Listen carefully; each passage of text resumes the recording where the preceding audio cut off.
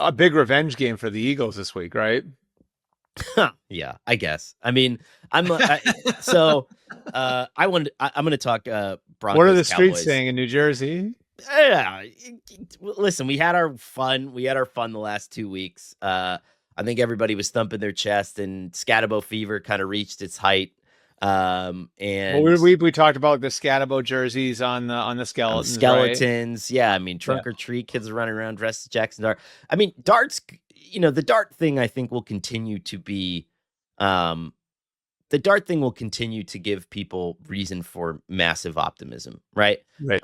And what's interesting to me is like what happens if Dart continues to look awesome, but just like everyone around him continues to kind of like poop their pants in big spots. Because to Right. me, that's like, okay, like what do you do if you're John Mara? Because clearly the quarterback was scouted by and selected by the head coach who is calling plays for or designing an offense for Mike Kafka, I guess, is calling the plays, but is calling helping design the offense for the quarterback and has worked with the offensive coordinator for like the last half decade. What do? Are you just like, okay, let's run it back? Or are you like we can't have the GM back because the rest of the players aren't good and we need to build an offensive line? Like, what's your game plan here? If this can, like, let's just say it follows a similar pattern of like big win and then like weird loss and then like even weirder loss, then big win, what happens if we follow that pattern through the remainder of the season? Yeah, and that's a fair question. I think they're. Am I wrong? I think their contracts are up too Yeah, because did they both come in together on 5-year deals? Yeah, I think that's true. Yeah. I think that's right. That they're both going in. They're both in contract years. I think this is year 5 for both of them. So, it's complicated for sure. And then do you do a Band-Aid deal? I like, I don't know. I mean, that one.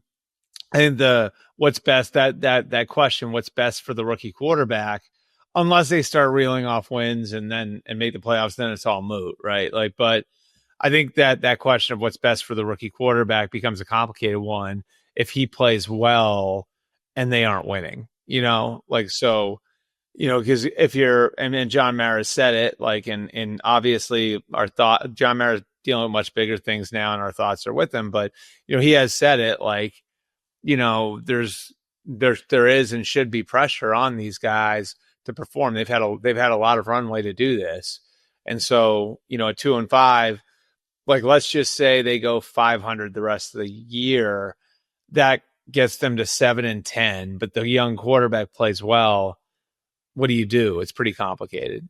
Man, I don't envy John Mara in that situation. I think that's a tough one. And another weird year where just like, it's another weird year where there's just another former Giant having an astronomically good season somewhere else.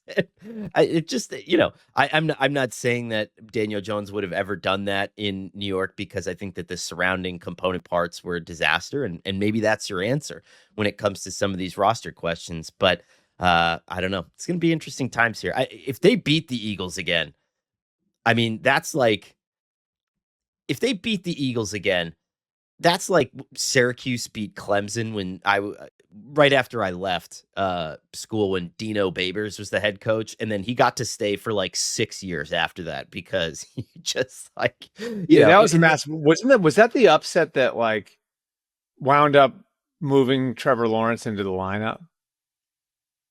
Or is that, or do I have the time wrong there? I think. Hold on. So it's 2000. Let me see. 2017. Was it 2017? Yeah. Trevor Lawrence wasn't at quarterback in that one. Okay. Oh, that was the gap year between Watson and Lawrence. Okay. Yeah. Okay. All right. Because there was 2018 was Lawrence's first year as starter. God, Travis Etienne, and Hunter Renfrow, Cleveland Farrell. This team was loaded. Holy God. Oh, no. Clemson went undefeated that year. Wow. Yeah. I mean, Clemson, those teams were freaking ridiculous. Kelly Bryant was the quarterback for AJ Terrell at corner. Isaiah Simmons. God. Yeah. Make college football great again when you had to pay players through paper bags. Much better. And then just out of nowhere, like one booster just gets hot, and then you have this team with like 11 NFL first round picks on it, and Clemson of Oh, all places, Clemson, South Carolina. How about it?